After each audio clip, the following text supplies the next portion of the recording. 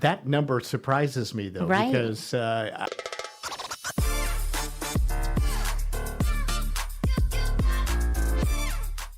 May, thanks for coming in. Happy New Year. And we're New going to Year. spend some time this time just looking a little at some trends and maybe what this year in 2024 was like. So actually, we have sold less homes in the recent years than we did in what I call the unicorn years. So the unicorn years being during the pandemic, 2021, 2022. We sold lots of homes for a lot of money. I call it the unicorn years. I have a friend that calls it the cocaine and champagne years, but we don't go there. So let me just give you a little recap of 2024. And I can give you a breakdown the numbers for both Port Angeles and Sequim. So in 2024, we sold 410 homes in Port Angeles. Contrast that to during the pandemic, 2021, we sold 654 homes. So what is that, like a 40% increase back then? So over asking in 2024, 46% of the homes are still over asking in our area. Back then in 21, most of them were. As you know, most homes sold for over 100%. Cash buyers, when interest rates are lower, we have less cash buyers. And that stands to reason because they're keeping their money in investments where they're making money. So in 2024, we had 34% cash buyers. And in 2021, we had only 30% of the cash buyers. So generally it bounces right around 40% cash buyers, which seems like a lot. So 4 out of every 10 homes that sell were to a cash buyer. 97% of the original asking price is what most houses land at. So if you're thinking about buying a house or selling a house, it's just kind of a rule of thumb that you'll probably end up giving away 3% of the asking price. And if you're a buyer, you might get 3 or 4% off. 12 days on the market median. The house is listed for about 12 days before it sells currently.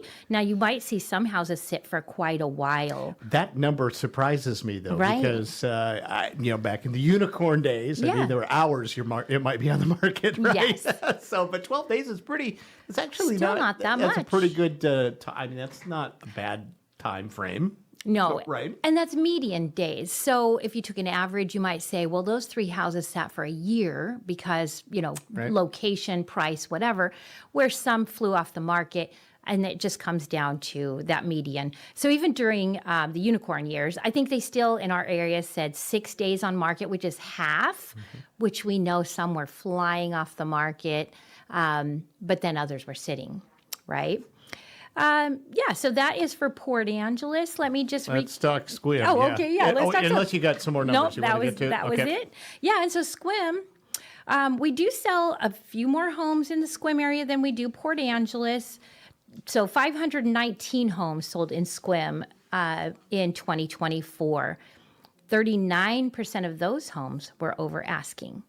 And 42% of that was to cash buyers, and about the same, 96% of the original asking price is what they settled at. 12 days median days on market was Port Angeles. Sequim was 19, so a little bit longer, surprisingly. Okay. Yeah, so median home price for the year for Sequim in 2024 was $558, and for Port Angeles was $460. Okay, yeah, that was the number I was getting at next. All right. So in any of that, as a seasoned real estate agent as you are and a broker, what do you take from all of this? If you had to rate the market, Sure. what does May Graves say? So we've been seeing it increase consistently for at least 10 years, I think 11 years. We do the research. I've been an agent for about 10 years. So I can tell you unequivocally, the market has been trending up for 10 years. There might be a few months here and there that take a little dip, but then we come out of it. But we're not seeing the increase we used to. So we're really kind of in almost a balanced market right now is what I would say. We only saw less than 2% increase, I think, from 23 to 24, where, back 2019, 2020, during that era, we were seeing like 1% per month. Yeah. So to see a whole year go by and we only increased, 1 or 2%, a lot of that's due to interest rates, right? Right. Yeah. So if you're a homeowner and your interest rate is 2 or 3%, you don't really want to give that up to move on to 6, 7, 8%, right? So they tend to hold on to their homes longer. But I think that we're really optimistic that in the new year that we're going to see a 10 to 12% increase instead of that 1 or 2. Wow. Yeah. What does that do to a market if you have a rapid, sudden new increase from how it's been for a year Sure. or so? What do you see? Well, rates have to get to where sellers who have 2 or 3% are motivated to move. But some of that has to do with they've been sitting in that house that they've outgrown. Their family has grown, they've downsized, they've had other things come up, and they really need to move on. But they kind of dig in their heels and go, I don't want to give up my interest rate yet. So it has to get to where interest rates come down some, and the supply and demand, where they're like, we got to go.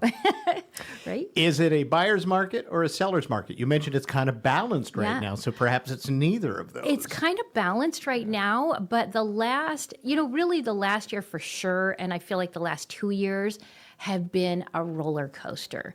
They lowered the prices. There's a feeding frenzy of buyers that come out of the woodwork, like they're ready to buy. The rates go up, and it's kind of like you swatted a fly or a bee. They're stung for a minute, they sit there, flutter, and then like, all right, I'm back. So it'll be interesting. New leadership in the country to see where we head with all of that, what rates do. What are you telling your clients right now? Maybe you have some folks that are still thinking about selling or buying, and maybe they're just toeing the water, so to speak. Yeah. So what's your pitch to them today Yeah. in this first part of January, at least? Right. So the best time to buy a house was always 5 years ago, right? Yeah. So when people say, when is the best time to buy a house? It depends on what's important. So if you want a lot of supply, I would say in the fall. Or late summer even, there's a lot of supply. And anytime there's a lot of supply and demand rules come into effect. So you can usually get a bit of a deal.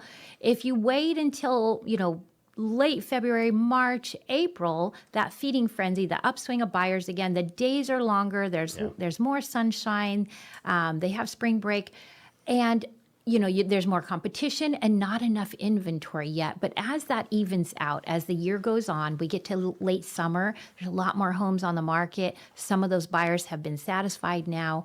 You can get a deal.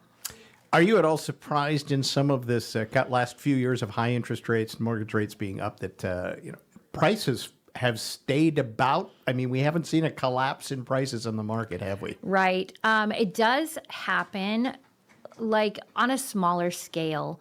So, for instance, I listed a home about 800, and it was sitting and sitting. Mm-hmm. We looked at the inventory and said, you're competing against 36 homes in your neighborhood. There are 17 under your price point and 17 over your price point. So it all becomes about value.